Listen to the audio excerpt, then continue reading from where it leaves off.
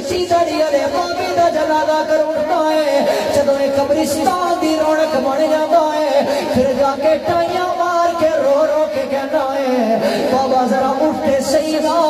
اے میرے سر تے دستے شفقت رکھنا جوان آئے تو پھر قدریں آ جاندیاں نے کیونکہ علامہ اقبال فرماندے نے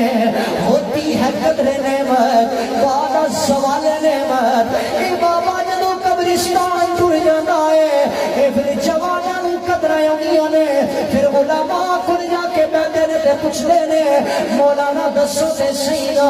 اے میں اپنے بابے نوں راضی کرنا ہے اے پہلا سوال تے کرنا چاہنا اے جدوں بابا تیرے سامنے سلیل ہوندا رہیا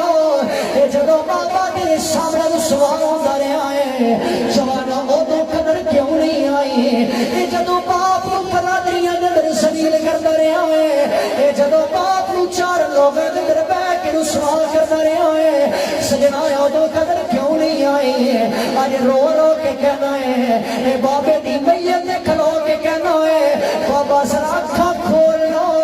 اے اج نال دو چار گلاں کرنیاں نے سجنا ساری زندگی بابا ذلیل ہوندا رہیا اے ساری زندگی بابے دیاں گلاں نہیں سنیاں ارے تینوں قدراں یاد آ گئیاں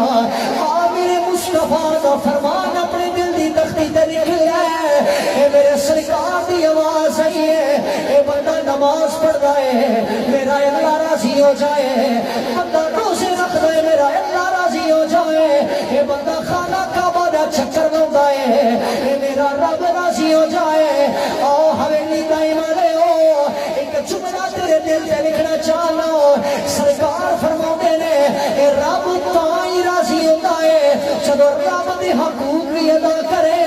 اے اللہ تیرے تے تاں راضی ہوئے گا جدوں ماں بھی راضی ہے اے تیرا بابا بھی راضی ہے پھر سمجھنا بھی تیرا رسول بھی راضی ہے رب رحمان بھی راضی ہے